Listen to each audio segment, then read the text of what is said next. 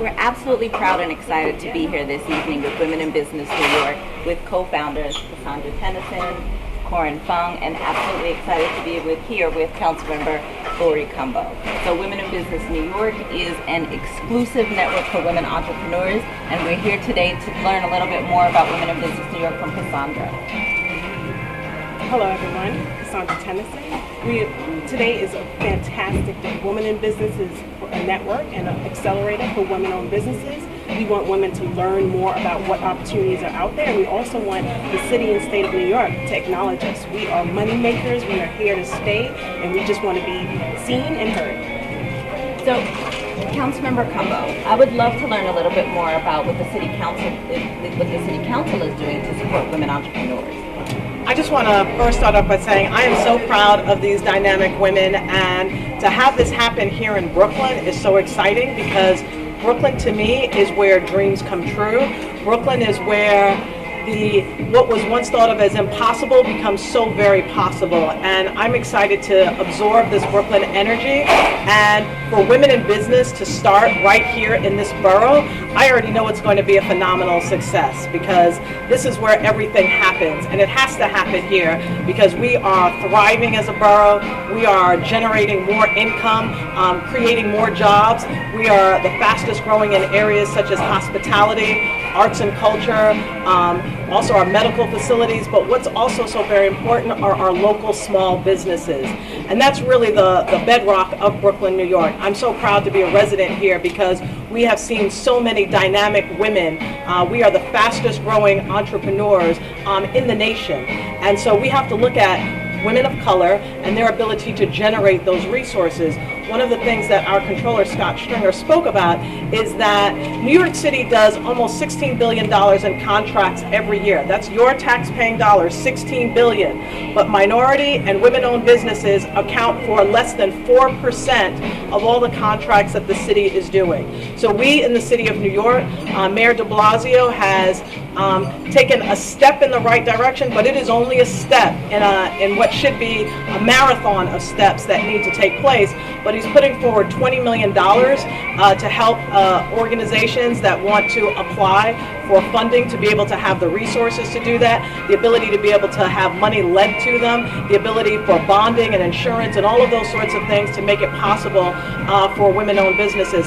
But we're doing it right here today in the Navy Yard. We have an opportunity with Building 77 and its expansion. We have more jobs created here in the Navy Yard than anywhere else in the borough of Brooklyn, and women are a main component to the success of the Navy Yard. So as chair of the Women's Issues Committee, we're going to continue to work with our local businesses. We're going to continue, as Mayor de Blasio spoke about yesterday. He spoke about the fact that in the Bloomberg administration, we often fined businesses. We would give them fines, and they would have to pay hefty fines. But now what we're doing is we're interrupting that process. We're going to show local businesses, and that includes everyone, what the steps are that they need to resolve their issues so that they're not so heavily fined. We want to give businesses the tools and the techniques in order to not be so heavily fined and those sorts of things. We want to create a dynamic where they are given technical assistance and the opportunity to apply for loans. So there's a lot that the City Council is doing, and I'm so proud to be here to celebrate today. Well, it's really great to hear about the action that's taking place both with City Council and the Council on Women. For Corin, I would love to learn a little bit more about why it was important to have this event during Women's History Month and about some of the tools Women in Business New York will pass on to some women entrepreneurs in New York City. Well, it was very important for Cassandra and I to host this event, especially at the Navy Yard, just because we know as entrepreneurs ourselves how important it is to celebrate other women. Women helping women, women supporting women is our mission, and we definitely feel that it needs to be accomplished here at the Navy Yard. Thank you. Thank you so much, ladies. Cassandra, just one closing thought. How do you keep your members inspired and pushing forward through the challenges that lots of entrepreneurs, but especially women entrepreneurs, face? The biggest thing that we have to do at Women in Business is really share information. We're here to give the information. We're here to guide them through the process because paperwork can be daunting. So we're here to make sure that they're following all the instructions in terms of filling out the paperwork and finding the right structures, including finance, because finance is a huge part of supporting your businesses. And Women in Business is here to show you all of the steps to make sure that you have a very successful company. So thank you for joining us at Women in Business New York at the Brooklyn Navy Yard. I'm so very excited to be here in the Navy Yard because we are contributing during this particular time your tax-paying dollars to contribute to making sure that the Navy Yard continues to be the #1 economic generator as well as job creator in the borough of Brooklyn, New York. So not too far from here, Building 77 is rapidly becoming available for tenants to utilize, and we're very proud of that. Thousands of jobs are going to be created. Approximately 3,000 jobs will be created at Building 77. And that's going to be an opportunity for organizations, businesses, not-for-profits, entrepreneurs to begin their business or to expand an already existing business. So I'm very excited about the opportunity for job creation here in the Navy Yard.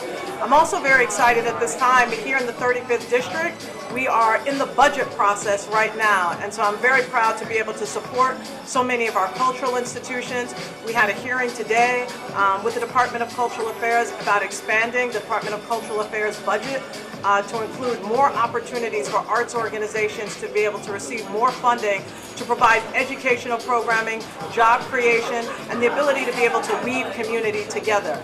And so I'm very proud of the work that we are doing to continue to make the 35th District the cultural district that it is in the city of New York.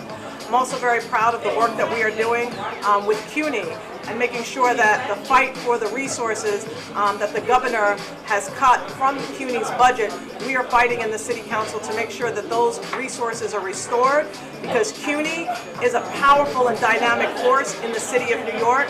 It is a job creator, it is an equalizer, it is a pathway to the middle class. So we're going to be fighting to make sure that those resources are not only restored, but that CUNY, as well as its professors, receive a much needed increase that they have been denied for so very long. We want to make sure that those contracts and those salary negotiations are resolved in this budget process. We're also at this time discussing major improvements as it pertains to the Department of Youth and Community Services. We're fighting to make sure that every young person, the over 100,000 young people that apply for a summer youth job, are given the opportunity. I know for myself, I benefited tremendously from a summer youth opportunity. I was working in our parks. I worked at Prospect Park. I worked at Wingate Park when I was 16 and 17 years old, doing what they call bagging and stabbing in the park, cleaning the parks, but it created a work ethic that has stayed with me throughout my entire career. I want to make sure every young person has that opportunity that I had that's so valuable. And finally, one other piece that I just want to acknowledge, although there are so many that I'm passionate about, is making sure that in NYCHA we have the improvements, the capital improvements that need to be made in our NYCHA developments.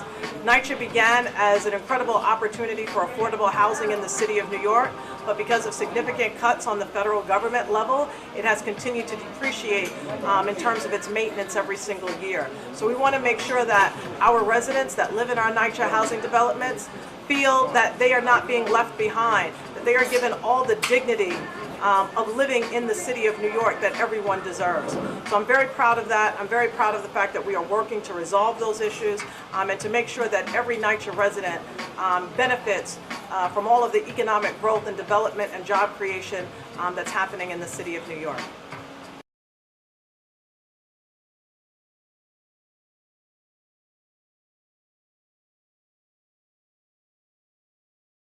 Peace and love, everybody. Welcome to It's About Time TV 1. And today, I have a very good friend who is a hip-hop pioneer. And we go by the name of Rahim. And he's on the show today. He's going to give you a little history about him, what he's doing, and all those sort of things like that. All right? So with that, I'd like to welcome hip-hop pioneer Rahim. Yes. How you doing today? Good. I'm grateful, man. I'm grateful to be here, man. It's no doubt that, it's been a while before I'm able to get here and chill out and greet the audience here. And there's no place better to be home in Brooklyn and Bed-Stuy and see young people in the studio here creating content where, you know, content is king now. So it's About Time TV1 is the place to be right now today. No doubt, no doubt. The power and the energy is in this building right here in Brooklyn. That's right. Not Do too the right far. thing. Not do the right thing, right? That's right. Do the right thing. So yeah, it's a lot to talk about this evening. I want to say hello to all the viewers out there who's listening, who's watching, and I mean I don't know what to say. There's so much to do. So you know, if you want me to. Yeah, well, I want to talk about, you know, how you got the name. Okay, yeah. Well, in 1989, the name Radio Rahim came in 1989 when Spike Lee and Chuck D was producing the soundtrack for the movie Do the Right Thing. And when I got into the studio, I was already a hip-hop pioneer. I was working with Russell Simmons back in 1983. So when I got into the studio, you know, one of the things that Pop knows about me is that, and like a lot of people, in my early years, everybody loved radio. Yeah. Everybody loves radio. The boom so, box. yeah. So in the 80s, I did a lot of award shows, early 80s, to promote a lot of artists that were signed to record labels who didn't really have money to promote themselves. Right. So that was in the 80s. So Spike used to watch me come and hang out, and one of my best friends, Kwame Olatunji, taught Spike film. And may his soul rest in peace. The the Olatunji family, Baba Olatunji, the great African drummer. So so I became his godson. So what happened was in the studio, you know, hip hop in '89, it was hot. It was hot. Yeah. So these guys started calling me Radio. Him and Chuck D started calling me Radio Rahim, and meanwhile they were in the studio putting the tracks together for Fight the Power. So that's for my, I guess, you know. So then my friends started calling me Radio Rahim. So from '89 on, I was always known as Rahim. Right. So that came, and so that was a good thing. People felt like, you know, I was already doing my thing. So Spike is a great producer, you know, Brooklynite. Big shout out to Spike Lee, putting me into the film or putting the Radio Rahim into it, the whatever mix you want to have. But truly, I've been known for doing a lot of innovative things, marketing, creating young millionaires with my marketing concepts that I use to help Public Enemy, Dougie Fresh. You know, run Houdini. Big shout out to Houdini. Grandmaster D, Jalil, and all those clats. So fast forward, and we don't have much time. We could talk, but I love being around young people who are behind the cameras here, and knowing that right here and you know, at this studio here with Brick, there's so much learning going on, so much potential here going on. I've been excited because, you know, at a young age, like you, we had mentors. We had people, elders who paved our way. G2 Wayusi, Sonny Carson. They, Dr. Gerald Dees. A lot of Mhotep, Gary Bird, Frankie Crocker. I don't know if young people know some of the names of those people, but you know, I wouldn't be here without those people paving the road for me.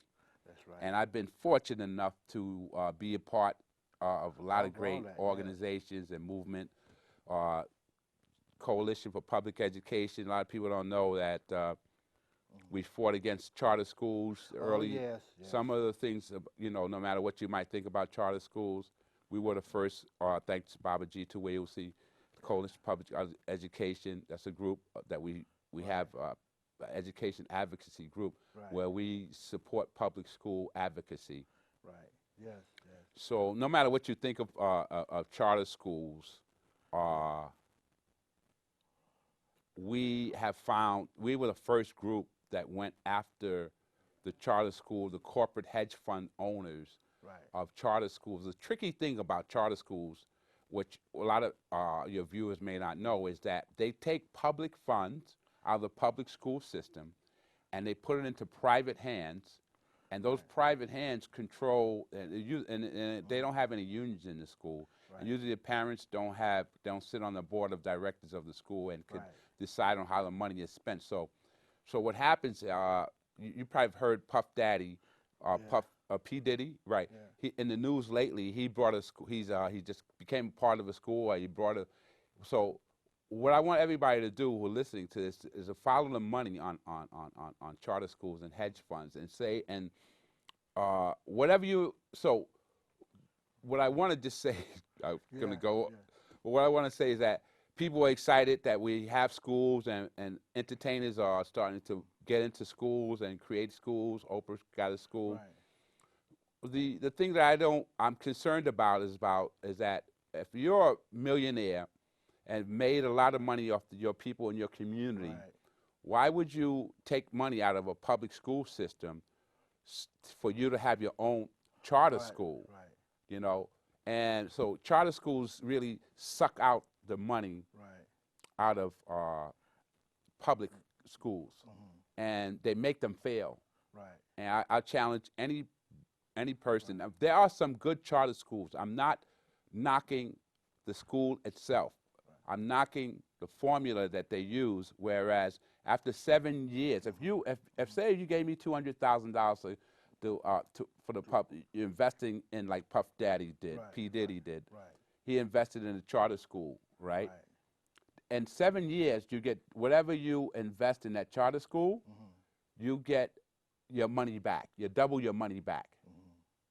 You follow me? It's supposed to be. Right. That's what hedge funds are the ones who are heavily invested in charter school because they get a return in 7 years.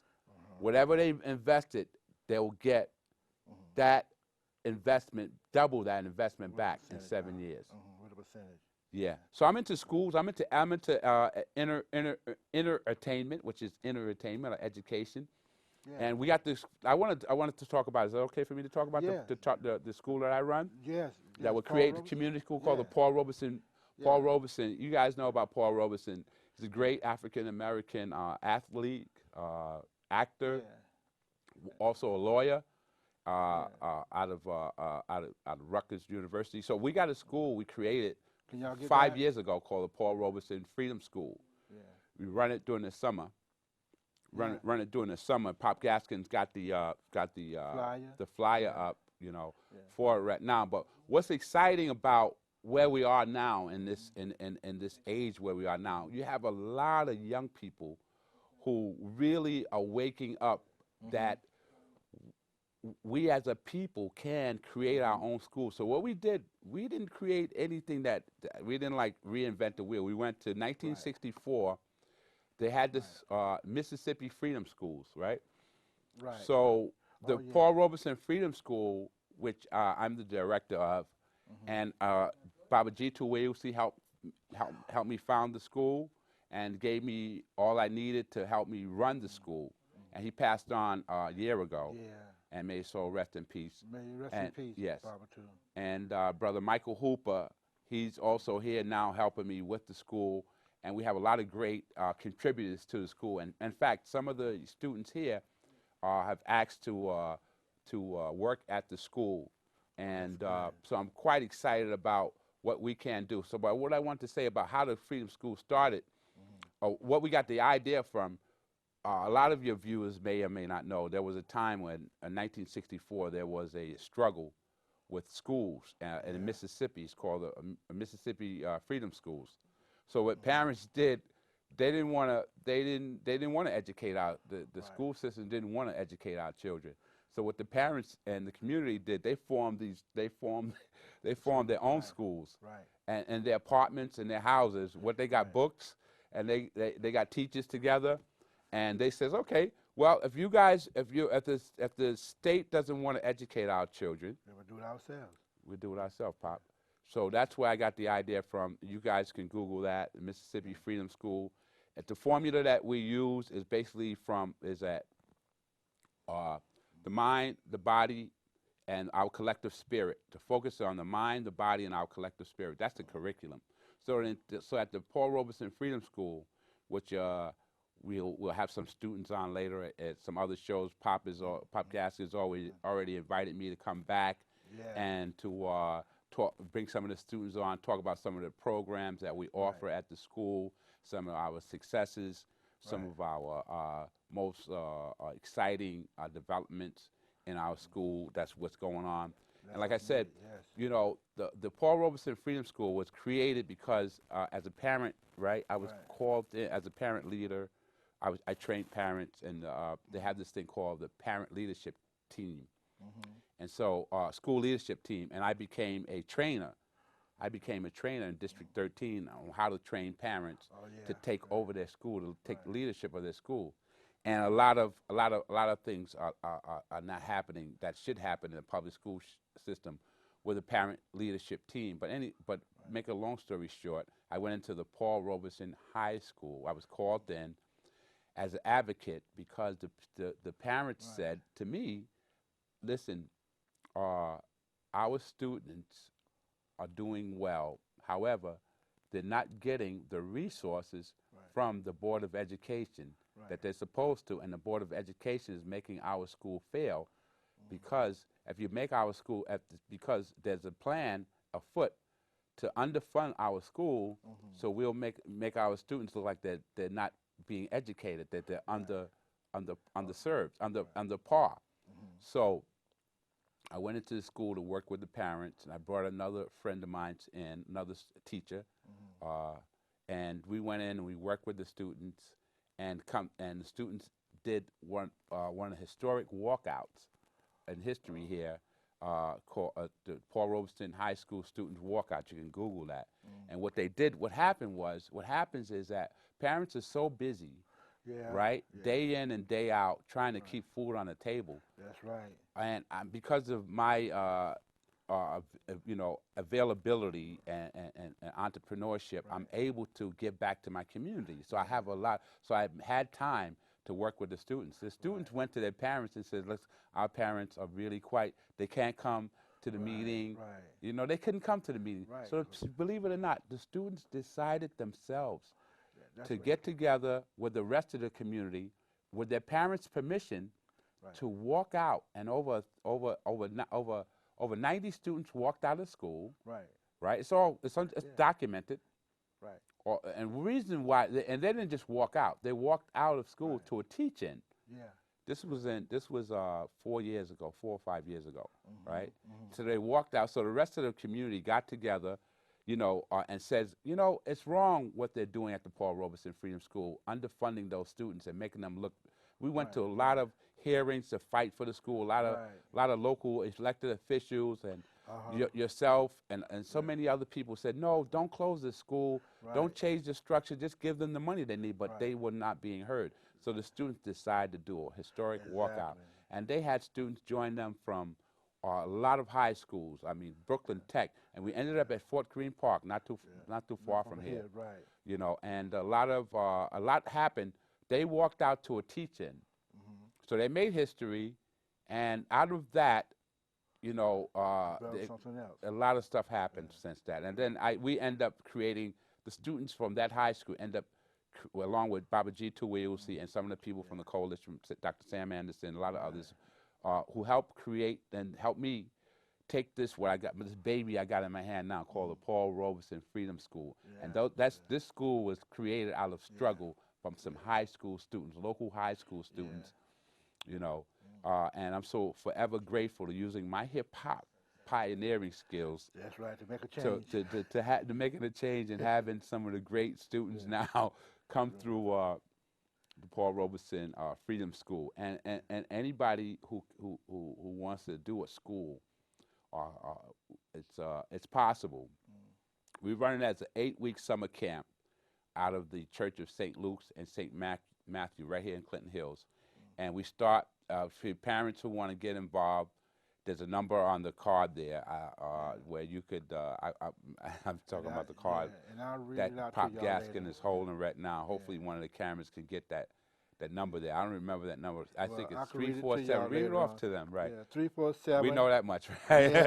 Anybody can remember 347-618-8675. That's information. Yeah, 347-618-8675. And also get in touch with Radio Rahim too. Yeah. And how could people help you in what you need and if you need?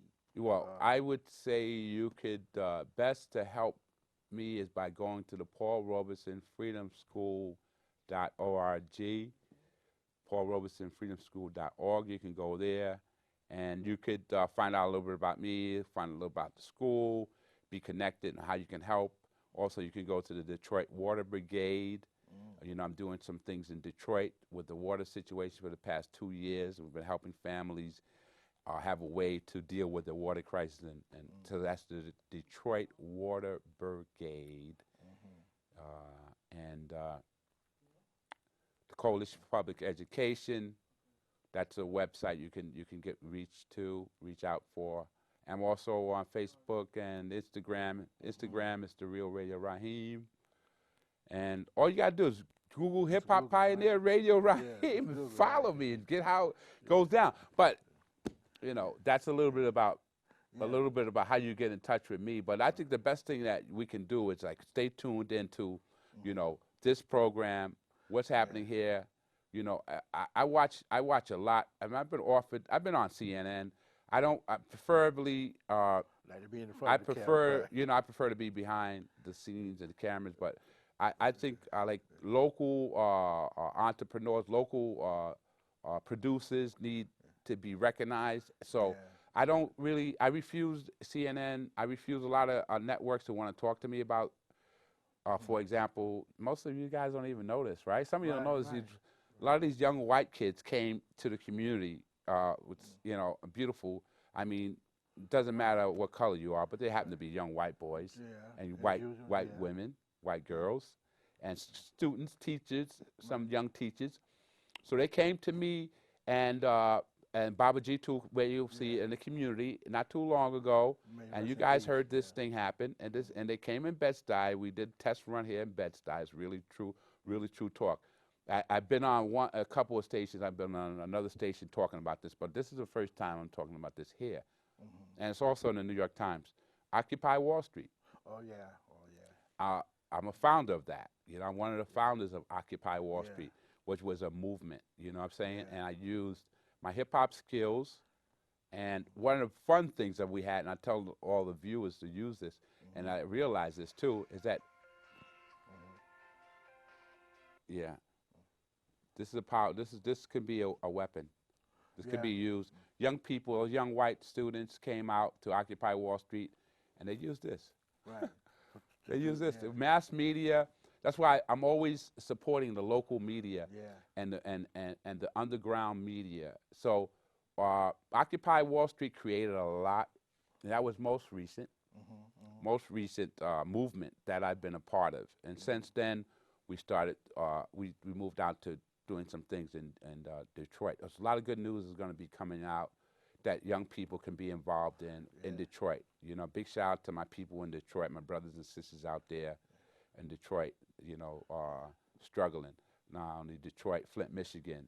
And, you know, as part of my activism is being on the ground, giving back to my community and just, you know, having fun, definitely having fun, no doubt. I mean, fighting the power can be fun, you know, that is no doubt, you know, and I love to fight the power. We use some good music tracks. I met a musician here, and hopefully he'll be coming over to the Paul Robeson Freedom School, you know, okay, and that's what it's about, getting together. That's what it's about, getting together, making things happen, you know, and it's not easy, you know.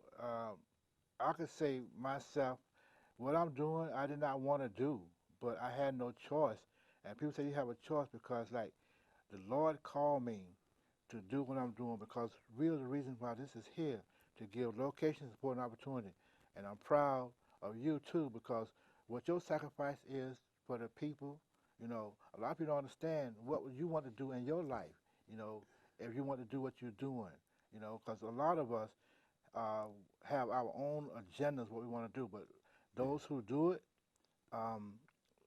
that what they need to be doing, you know, the right thing is what it is. Those who don't care, whatever, that's another story. But the thing of it is, like, you know, Sonny Carson, G2, and a lot of us, I mean, we fought to make things happen, you know, for our people, our kind. You know what I mean? And it's not easy. It'd be an insult for me not to stand up, to remember those who paved the way for me. And in fact, that's how I have so much fun, because the road that I'm walking on is paved already. Right. You know, it's already been laid out, a blueprint. Jay-Z talks about the blueprint. So, yeah, you're just so right. You know, follow the blueprint of which our elders and our great ancestors left for us to create, you know, some of this good content that happens on this show. Yeah, because we have to give location, support, and opportunity. The first thing is we have to pass the torch, because look at me. You know, I'm 9 months plus 78 years old.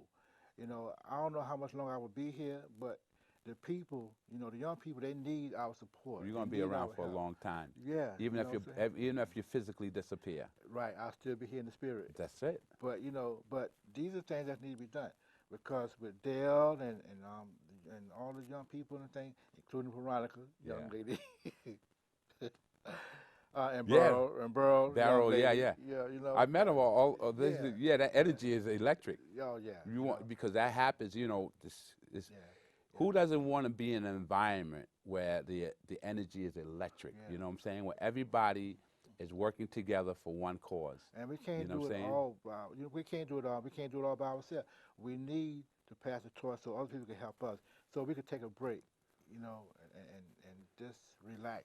Maybe go to Kalamazoo somewhere. Yeah. Well, I think you're relaxing a little bit right now, because you got some very dynamite young people who are quick to fill that spot, brother. You know what I'm saying? And that's the beauty of the foundation you've laid down.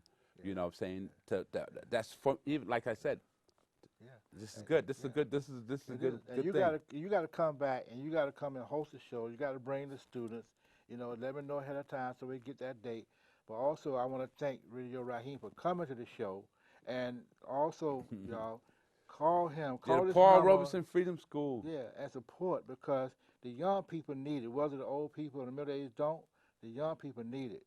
So with that note, is like I said, is you know, there's a lot of sacrifice that, you know, we have done because we care, you know, and we love what we're doing. Even though we might not have the time for ourselves, you know, because like my sons and daughters, they get at me all the time, Daddy, why are you doing so much? Take it easy, you know, but I can't. I tell them I don't have a choice. They say, Daddy, you know, you've been helping everybody else all your life. That's right. You know, you raised us and everything else, so now it's time for us to take care of you. I'm like, no, that's okay, you know. But Radio Rahim, so what's your next agenda? Next agenda is to economically help my community to become more independent of, you know, predatory lenders. Okay, and y'all, listen. Detroit, Michigan. Watch Michigan. out. Right? And listen, y'all, It's About Time TV1 comes on every Thursday night at 1 a.m. Every Thursday night at 1 a.m. And you have to keep watching to see when this is going to be aired for Radio Rahim, to let y'all know about, to get involved with him and Paul Robeson. I'm coming back. That's right. That's right. Right? So with that note, we thank y'all very, very much. You know, peace and love. It's About Time TV1.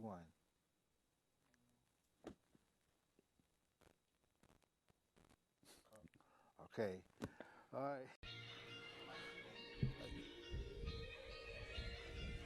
Trippy, he on his way to the top. Got the squad with him, so the movement never stop. Triple cup like Drake, we this thing. Captain of his ship sounds nice, but he's the king. Trippy, he's on his way to the top. Got his squad with him, so the movement never stop. Triple cup like Drake, we helps him think. Captain of his ship sounds nice, but he's the king. Trippy, he's on his way to the top. Got his squad with him, so the movement never stop. Triple cup like Drake, we helps him think. Captain of his ship sounds nice, but he's the king.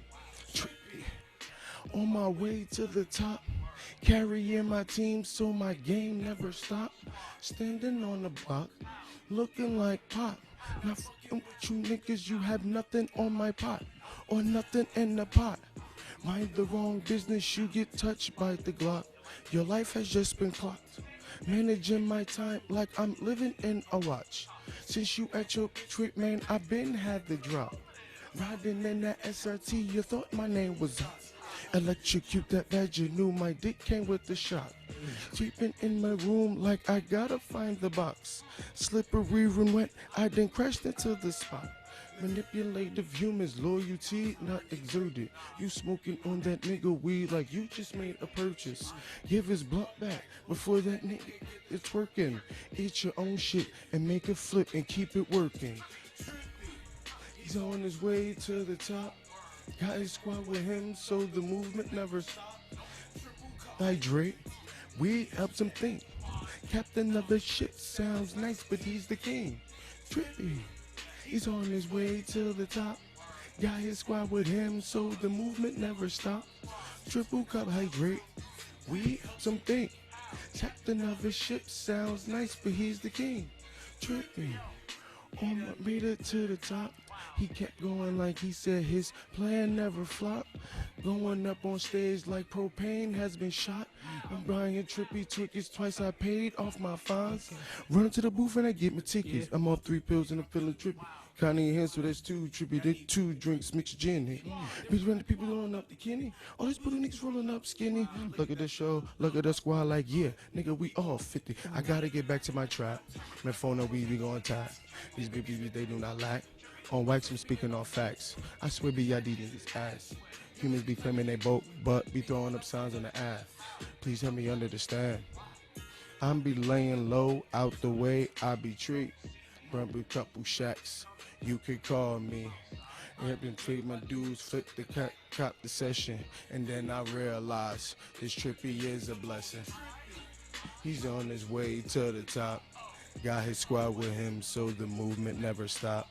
Triple carbohydrate, we helps him think. Captain of a ship sounds nice, but he's the king. Trippy, he's on his way to the top. Got his squad with him, so the movement never stopped. Triple carbohydrate, weed helps him think. Captain of a ship sounds nice, but he's the king. Trippy, he's on his way to the top. Got his squad with him, so the movement never stopped. Triple carbohydrate, weed helps him think. Captain of a ship sounds nice, but he's the king. Trippy, we're going up. Thanks.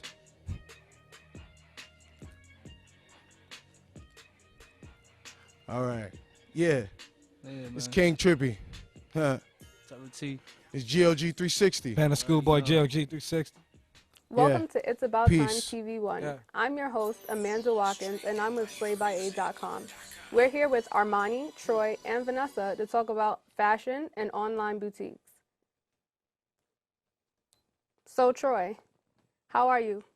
I'm good. How are you? Great. I'm great. So, can you tell us a little bit about yourself and how you got into this company? My name is Troy, and I'm 19.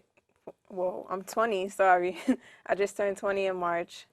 I'm from Harlem, and I found out about the company because Amanda DM'd me on Instagram, and she asked me if I would like to come to a casting. And I don't have any modeling experience, so I'm really excited about modeling. Great. So, what do you feel like you would gain from SlayByA? I hope to gain self-confidence. I really got confidence when I cut my hair. And yeah, I'm looking to gain confidence. Great. So how do you feel like we as women, because SlayByA is a woman empowerment, boutique, and we empower women and we want everyone to feel confident within themselves. So how do you feel like we would help you with that? When you guys told me about the Queens of New York pageant, how everybody's a queen and nobody really loses in the pageant. Yeah, I think that really uplifts women because we all look down on each other sometimes, so I think that will really uplift other women. Great. So what kinds of impact, I agree with everything that you say. So what kinds of impact do you think that you would have on the other girls? Well, I like to try different colors in my hair, so I think I would impact other girls inspire other girls to try different things and be themselves and just think outside of the box. Great. I love that answer. So, okay, moving on a little bit to the fashion side, what made you, because you're obviously drop dead gorgeous. What made you, what did fashion have to do, if it does, anything with your haircut and, how you dress? I don't know. I have to really think about that question.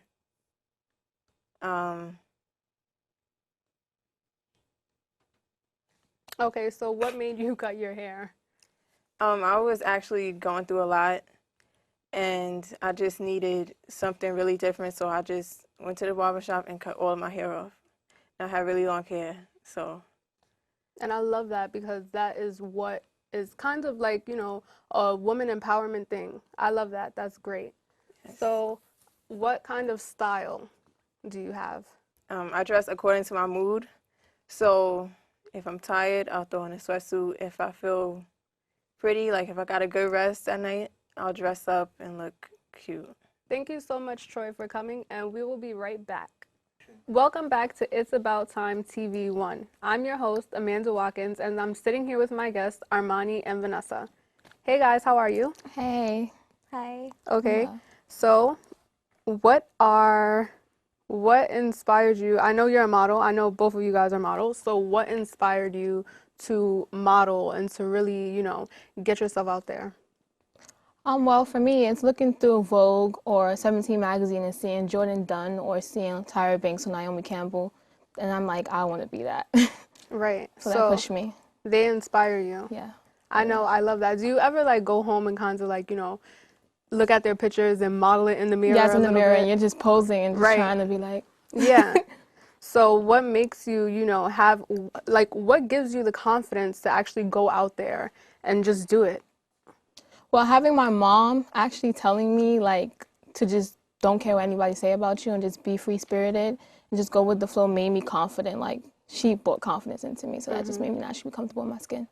That's amazing. So how do you feel like, because, once again, we are about women empowerment, how do you feel like you can, pass that on to the other girls, any other girls that kinds of lack a little bit of confidence? Because I'm all about women empowerment naturally, and I feel like women in this industry get degraded in different ways, and we don't get as much appreciation as men. So I feel like I will bring that to the table and inform the girls that never feel like you're less than a man. So yeah. That's amazing. Thank you. All about like feminism. Yes. I love it. So Vanessa, tell me a little bit about yourself. Well, I'm 19 years old. I also live in Harlem, and I love modeling. Since I was younger, I started watching America's Next Top Model with my sister, and that absolutely it made me love modeling. Since then, I just wanted to be on TV, be in magazines, just be someone that others can look up to. Awesome. So what kinds of advice do you think that you can give an aspiring model? Definitely stay true to yourself. Don't let anyone tell you that you can't do it, and always have the most confidence in yourself. That's amazing. I love that. That is amazing. You. So for you guys both, how do you feel, like how is it, because a lot of girls out there want to be in the modeling industry, and once again, I know it's hard to, girls are kind of, catty sometimes. Everybody wants to be the spotlight as far as being a model. So how do you guys, kinds of work together and, just have that kind of bond? Definitely, I think it's that women need to stop thinking that it's always competition. Like sometimes, well, all the time, we need to just get together because we're stronger together than single. Right. So how do you think Slay can help you guys with that?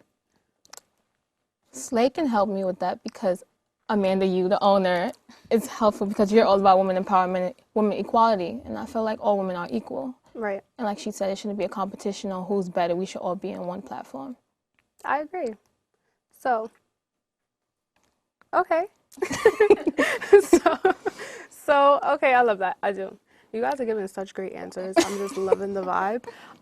So what do you guys, bringing it more to the fashion, because, fashion and Slay, we are just here together. And Slay is an online boutique for women. And of course, we want to help build the confidence for women. And you guys are like the perfect role models for that. Thank you. And I just want to know, what kinds of, how can I say this? What kinds of, vibe can you give off with Slay's clothing? Well, I'm a mixture of classy and edgy. Like, I can mix, like, a leather jacket with some heels. So I'm a little bit of everything, so I can bring cledgy to Slay. Yeah. What about you? Well, definitely, when I think of your company, Slay by A, it's definitely comfort because I am in love with those fuzzy slippers and they're just so fabulous, but they can also bring you comfort at the same time. Right. So it's just all about, like, you know, still being comfortable but stylish and still going out looking good. Yes. Yes. Because those sliders, girl. Yes. Yes, I love them too. So, okay. So how is modeling with Slay so far? Like, do you guys enjoy it? Phenomenal. It's homey. Like, it feels like I'm with my mother every day, and like it's pampering. Everybody's like family. It doesn't feel like a business. It feels like family. Right. What about you? Well, this is my first time modeling, so you've definitely made me feel extremely comfortable. I mean, this is like my first or second time meeting her. Everything's amazing. Like, I love everyone so far. Everything's just so good. Like, I can see everyone wants to grow together, and that's all that it's about. Right. It is. Thank you so much. So, okay. What kinds of advice can you guys give to, you know, girls who want to model with Slay, upcoming models? I would say, like I said before, have confidence, and knowing you are very accepting. You love every type of woman, so just go for it. Definitely. Absolutely. I agree. Okay, and we'll be right back right after this. And if they want to get in touch with the Queens of New York beauty pageant, how would they get in touch with you? Well, you can contact me at slayby8@gmail.com. We are also looking for models, so we'll be always having a casting call, so you can email me there. Okay. All right. And that's final. With that note, see y'all.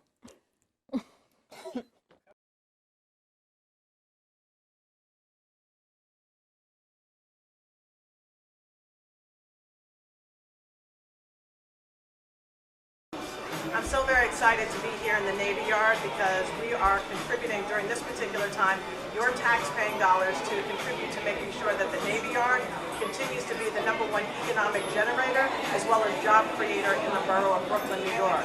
So not too far from here, Building 77 is rapidly becoming available for tenants to utilize, and we're very proud of that. Thousands of jobs are going to be created. Approximately 3,000 jobs will be created at Building 77. And that's going to be an opportunity for organizations, businesses, not-for-profits, entrepreneurs to begin their business or to expand an already existing business. So I'm very excited about the opportunity for job creation here in the Navy Yard. I'm also very excited at this time here in the 35th District. We are in the budget process right now, and so I'm very proud to be able to support so many of our cultural institutions. We had a hearing today with the Department of Cultural Affairs about expanding the Department of Cultural Affairs budget to include more opportunities for arts organizations to be able to receive more funding to provide educational programming, job creation, and the ability to be able to weave community together. And so I'm very proud of the work that we are doing to continue to make the 35th District the cultural district that it is in the city of New York. I'm also very proud of the work that we are doing with CUNY and making sure that the fight for the resources that the governor has cut from CUNY's budget, we are fighting in the city council to make sure that those resources are restored, because CUNY is a powerful and dynamic force in the city of New York. It is a job creator, it is an equalizer, it is a pathway to the middle class. So we're going to be fighting to make sure that those resources are not only restored, but that CUNY, as well as its professors, receive a much-needed increase that they have been denied for so very long. We want to make sure that those contracts and those salary negotiations are resolved in this budget process.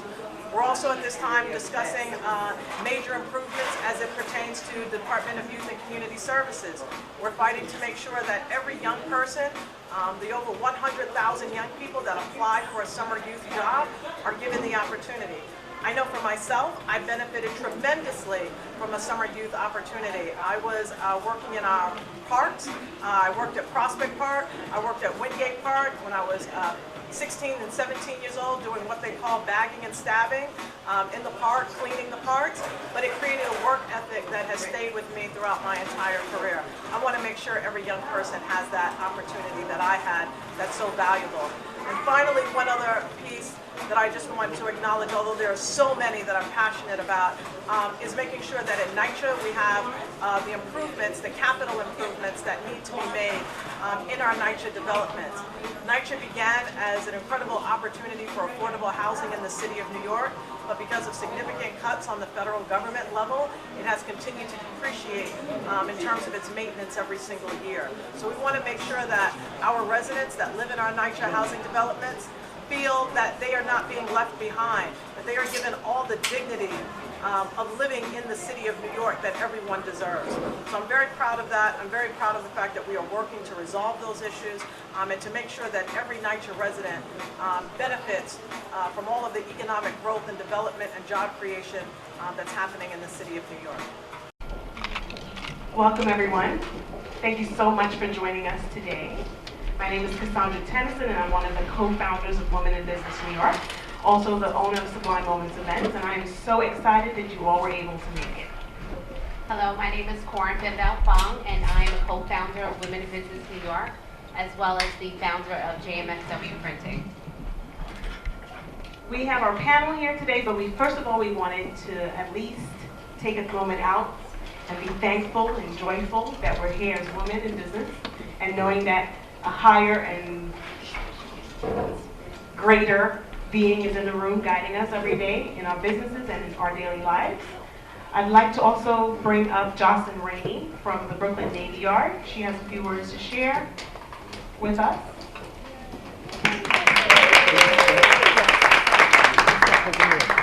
So first I want to say thank you for being here. The Brooklyn Navy Yard is an amazing space. It's an amazing place to be, and I'm so glad you're here. If it's your first time being here, I hope it's not your last.